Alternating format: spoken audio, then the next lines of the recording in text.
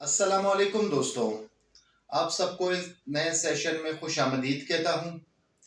आज का जो टॉपिक है, हम हमेशा एक लफ्ज़ सुनते हैं, लोग हमेशा कहते हैं, ख़ासकर बिजनेसमैन ये लफ्ज़ बहुत इस्तेमाल करते हैं कि दिवालिया हो जाना, इंसॉल्वेंट हो जाना।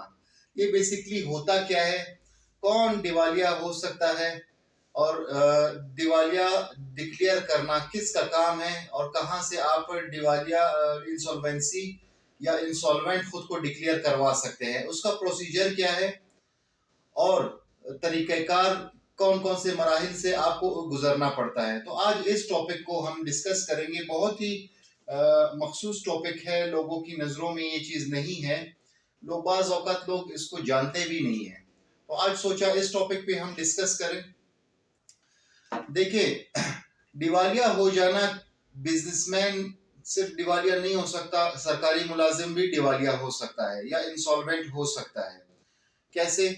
किसी का बिजनेस कोलैप्स कर जाना, वो तमाम तर उसका जो बिजनेस है वो नुकसान में चला जाता है, लोगों को उसने पैसे देने होते हैं, या कोई सरकारी मुलाजिम, लोगों से उसने उधार किए होते हैं और वो मीनवाइल क्या होता है, वो नौकरी उसकी चली जाती है, या अगर उस शख्स ने उधार लिए होते हैं वो फौत हो जाता है और नौकरी नहीं रहती, तो लोग आके उसके घर के सामने खड़े हो जाते हैं, उसके घर वालों से पैसे मांगने लगते हैं कि आपके हस्बैंड ने या आपके भाई ने हमसे ये पैसे लिए थे इस कारोबार के लिए या अपने किसी काम के लिए, लेकिन अब हमें वो हमारे पैसे चाहिए। तो वो खातून घर की औरतों से वो पैसे तलब करने लगते हैं। तो इसके लिए क्या प्रोसीजर है? देखें, सबसे पहले आपने करना ये होता है कि अगर किसी के साथ ऐसा कोई मिसहैप हो जाता है, वो दिवालिया हो जाता है, तो सेशन कोर्ट में, डिस्ट्रिक्ट कोर्ट जिसे हम कहते हैं, वहाँ पे आपने एक पिटीशन फाइल करना होता है, suit for insolvency to declare you insolvent. उसमें बेसिकली करना क्या होता है, जिस शख्स ने लोगों के पैसे देने होते हैं, वो करेगा क्या, वो उन लोगों को पार्टी बनाएगा, या अगर उनका नाम नहीं है पता किसी का, तो वो as a general public party बनाएगा, या अगर उसने बैंक से उधार लिया होता है तो उस बैंक को बकायदा पार्टी बनाएगा।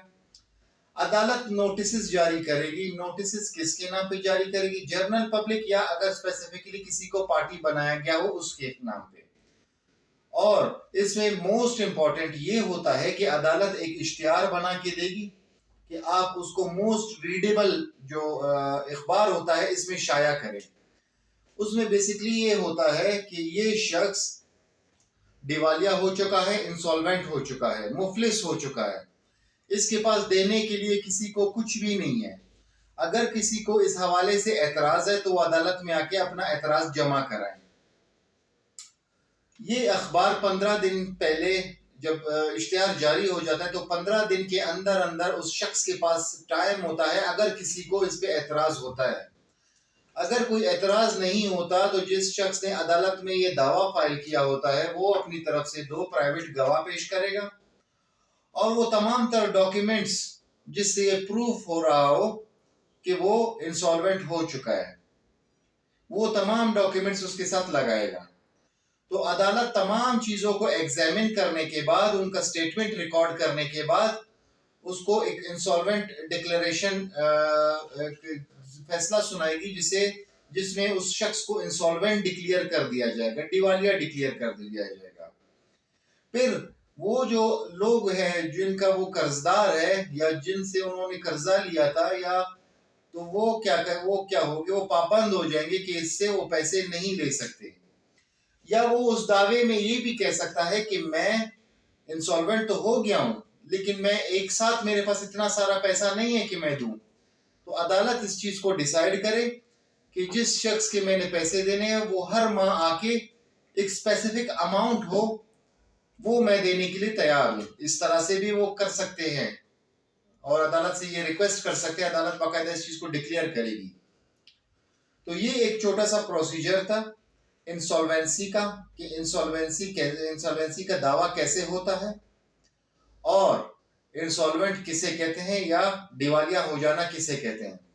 तो इस हवाले से अगर किसी को कोई सवाल पूछना हो तो वो कमेंट सेक्शन में सवाल पूछ सकता है और हम जब आप कमेंट सेक्शन में सवाल पूछते हैं तो इससे मजीद हमें भी फायदा होता है और आपको भी फायदा होता है। हम बेहतर तरीके से मजीद रहनुमाई कर सकते हैं और हमें ये फायदा होता है कि हम मजीद रिसर्च इस पे कर सकते हैं। तो अगर किसी ने हमारे चैनल को सब्सक्राइब नहीं किया, वो चैनल पर नए हैं, तो मेरे चैनल को सब्सक्राइब करें। तो इंशाल्लाह हम नेक्स्ट वीडियो में बहुत जल्द मिलेंगे। Thank you very much.